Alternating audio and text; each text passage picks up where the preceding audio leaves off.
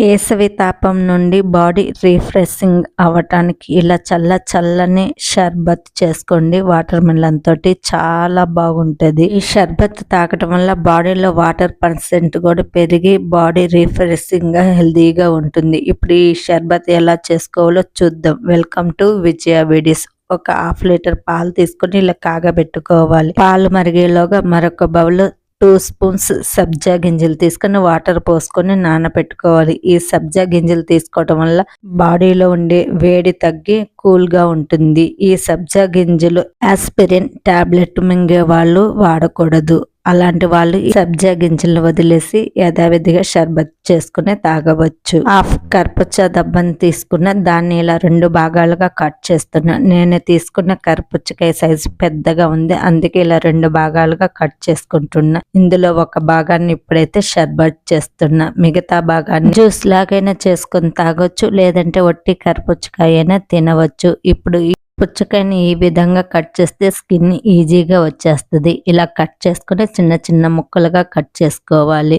ఈ విధంగా కట్ చేసుకుంటే ఈజీగా ఉంటుంది. మీకు ఏ విధంగా కట్ చేసుకుంటే ఈజీగా అనిపిస్తే ఆ మెథడ్లో కట్ చేసుకోండి. ఇంకొంచెం కూడా అడుగున ఈ విధంగా ఉంది, దాన్ని కూడా చాక్ తోటి ఇలా తీయాలి. కరిపుచ్చకాయ తినేటప్పుడు అందరూ ఇలా పైది రెడ్డిష్ ఉండే పార్టే తింటారు. పుచ్చకాయ వైట్ పార్ట్ లో కూడా ఎన్నో విటమిన్స్ మినరల్స్ ఉంటాయి. ఆ వైట్ పార్ట్ వచ్చేలాగా ఇలా పూర్తిగా కట్ చేసుకొని తింటే చాలా మంచిది. పుచ్చకాయని ఇలా చిన్న పీసులుగా కట్ చేసుకోవాలి. ఎంత వీలైతే అంత చిన్న పీసులుగా కట్ చేసుకోవాలి. అప్పుడే షర్బత్కి బాగుంటుంది. మీకు ఎలా ఈజీగా ఉంటే ఆ మెథడ్లో ఇలా చిన్న ముక్కలుగా కట్ చేసుకోండి. కరిపుచ్చకాయలో ఎన్నో విటమిన్స్ మినరల్స్ ఉంటాయి. ఎక్కువగా వాటర్ శాతం ఉంటుంది. ఈ సమ్మర్ లో కరిపుచ్చకాయ తీసుకోవడం వల్ల బాడీ డీహైడ్రేషన్ నుండి కాపాడతాము. అలాగే ఎక్కువ మంచినీళ్ళు తాగాలి. మజ్జిగ, కోకోనట్ వాటర్ మీకు ఏవి అందుబాటులో వీలుగా ఉంటే అవి ఎక్కువగా తీసుకోండి. ఖచ్చితంగా సమ్మర్ లో వాటర్ మటుకు ఎక్కువగా తీసుకోవాలి. నేను ఈ విధంగా పుచ్చకాయని ముక్కలుగా కట్ చేసుకున్నా. కొంచెం ఎక్కువ అవుతుందని నేను ఇంకొక పార్ట్ కూడా పక్కన పెట్టేస్తున్నా.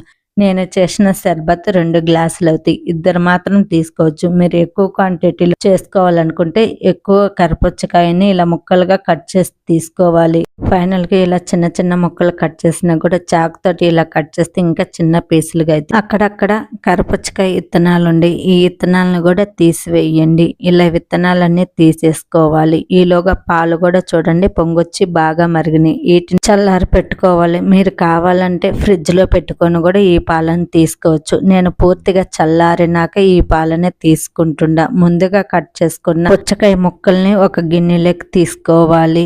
ఈ గిన్నెలోకి వేసుకున్నాక దీనికి సరిపడా పంచదార వేసుకోవాలి. మీరు తీసుకున్న పుచ్చకాయ స్వీట్నెస్ బట్టి పంచదార 1 స్పూన్ ఎక్కువ తక్కువైనా వేసుకోవచ్చు. నేనైతే 3 స్పూన్స్ పంచదార వేసుకుంటున్నా. షర్బత్ కాస్త తీయగానే ఉంటే బాగుంటుందని మీ టేస్ట్ కి తగ్గట్టు పంచదార వేసుకోండి. ఒకసారి గరిటెతోటి ఈ విధంగా కలుపుకుంటే పంచదార అంతా కరుగుతుంది. హెల్దీగా కావాలంటే పంచదారకు బదులు తేనె కూడా వాడుకోవచ్చు. కరిగినాక ముందుగా కాగబెట్టి చల్లారి పెట్టుకున్న పాలని నేను 1/2 లీటర్ పాలు పోసుకుంటున్నాను. పాలన్నీ కలిసేలాగా ఇంకొకసారి ఇలా కలుపుకొని ఇప్పుడు ఫ్రిడ్జ్ లో పెట్టుకొని చల్లగైనా తీసుకోవచ్చు. లేదంటే మీరు పుచ్చకాయలు పాలు ముందు ఫ్రిడ్జ్ లో పెట్టుకొని తీసుకొనైనా సర్వ్ చేసుకోవచ్చు కలుపుకొని. నేనైతే కలుపుకున్న తర్వాత ఫ్రిడ్జ్ లో పెడుతున్న చిన్న సీడ్స్ ఉంటే అది కూడా తీసేసిన. ఇలా కలుపుకొని ఒక 1/2 అవర్ ఫ్రిడ్జ్ లో పెట్టుకుందాం. ఈలోగా ఒక 10 జీడిపప్పులు 10 బాదం పప్పులు ఇలా సన్నగా కట్ చేసి పెట్టుకోవాలి. 1/2 అవర్ తర్వాత ఫ్రిడ్జ్ లో నుండి తీసిన